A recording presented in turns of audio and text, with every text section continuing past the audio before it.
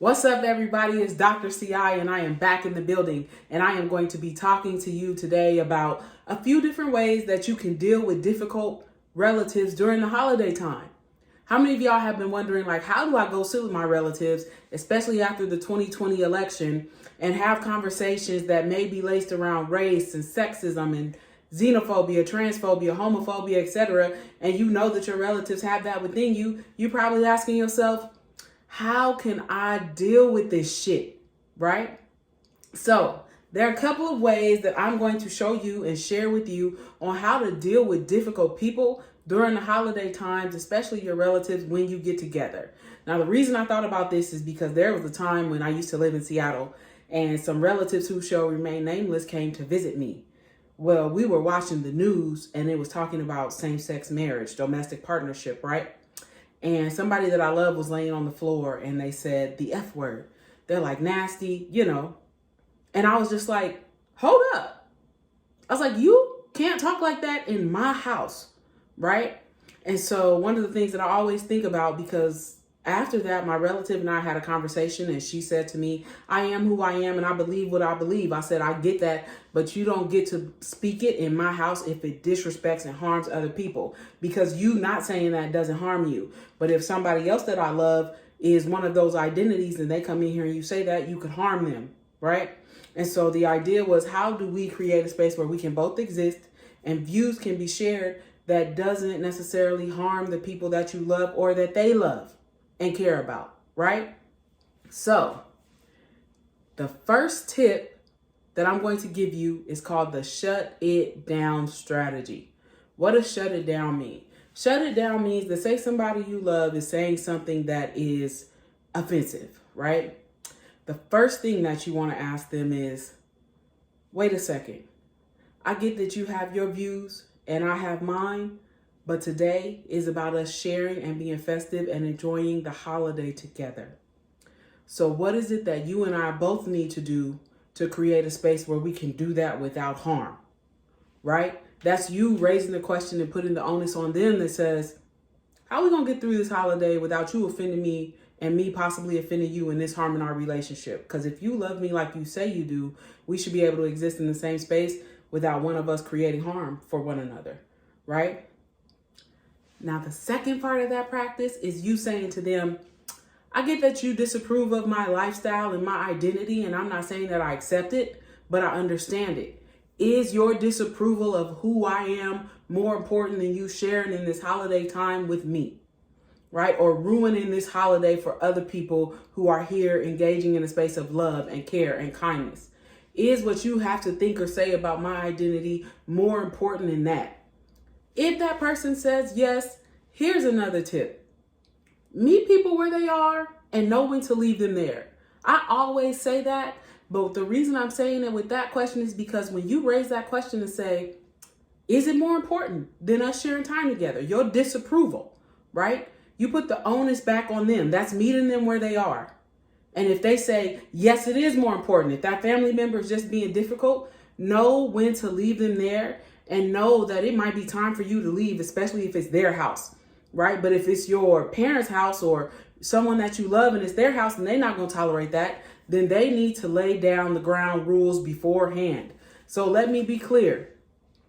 None of us have ever really practiced sending expectations to our family before they come into our house, right? At least not in a formal setting. Like, people might know what you will and what you won't tolerate. But what I'm saying to you is you can send expectations ahead of time. That's tip number 3. What that means is that you have sent your family the message, whether it's through text, email, that says, look, I know we all have our different identities. We all have different beliefs, but here's what today is about. Here are the expectations that I have when you come into my house. If you can't respect those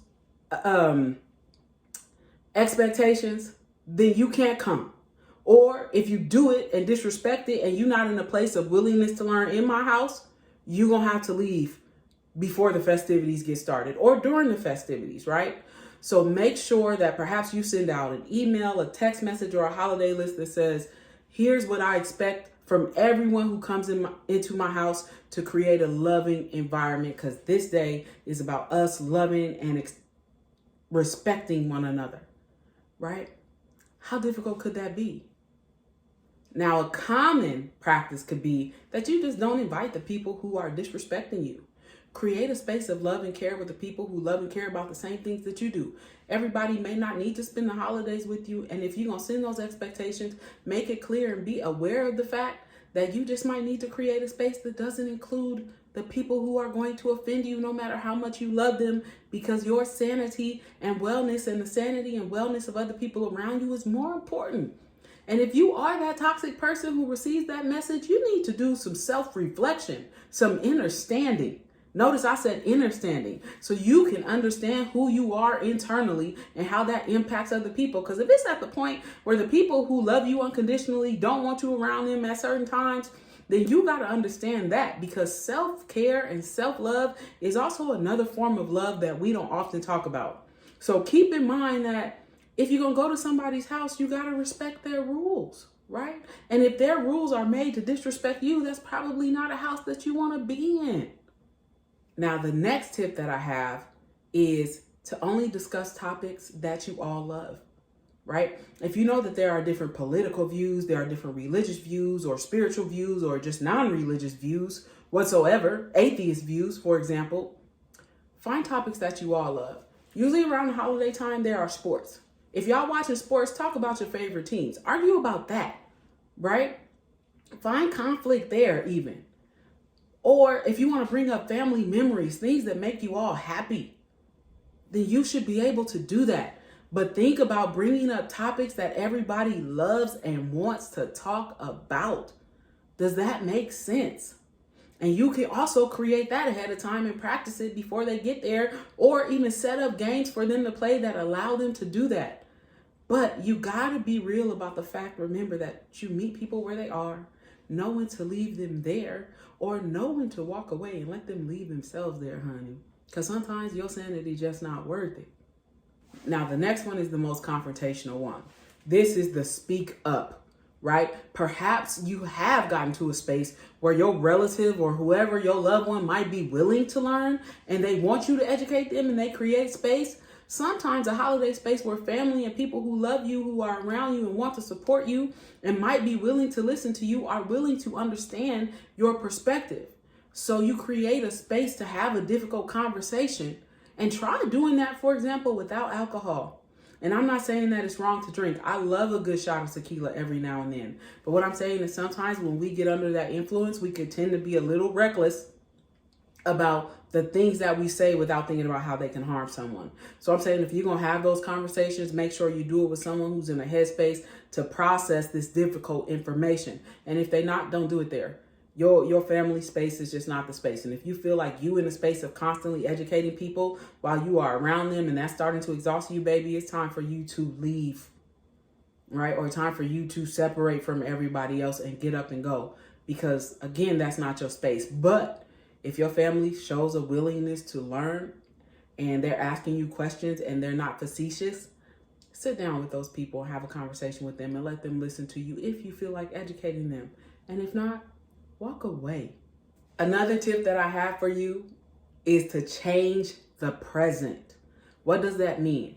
Change the present doesn't mean that you bring your presents. It means that you say to your family member, okay, I get it. Back when you were growing up, it was okay for you to talk like that. You might have even thought that somebody made you believe that it was okay for you to think like that. But what I'm saying to you now is times are changing. I'm growing up in a different generation and my generation is different. And you have to meet me where I am to understand that it's time to evolve, right? So in order for you to understand who I am or truly love who I am, you have to get my identities and where I'm coming from. Things don't work that way anymore. And it's not saying that you're outdated. It just means that now that you're alive, it's time for you to evolve. Or that you're still alive, it's time for you to evolve. So you say times have changed. And this is just what the conversation is. And this is how the language has evolved. Either catch up or you're going to get left behind. And I love you enough to not want to see you be left behind. So be open to that. Now, in order to reinforce that, for example, if you're hosting it at your place and you've created expectations, or you're hosting it at a loved one's place who has allowed you to create expectations, send language glossaries ahead of time, glossaries of terms for diversity, equity, and inclusion. Send resources to your family even, and say, here's some language that we're going to practice in order to make sure everybody in our space feels included, because people in our space that we love are evolving from a time where we weren't. So you change the present. Make it a gift. Does that make sense? The next is to call a person out. You could say, every time we get together, you have jokes about my sexual orientation, or you have jokes about my race. And though people laugh at you and reinforce that bad behavior, I'm telling you now that it's offensive and I don't find it funny. And if you want to create a space for me to enjoy this holiday with you, I'm asking you to stop. Right? And if you don't, then I'm gonna leave.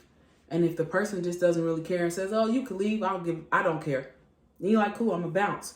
But hold your ground and let them know, look, you do this every holiday. It's never okay when we get together that you make offensive jokes, and I'm done with it. You might even call that relative ahead of time so you don't have to call them out in front of everybody else and be like, look, I've been thinking a lot about it, and every time I come around you during the holidays, here are some of the things that you say. Here's how it affects me.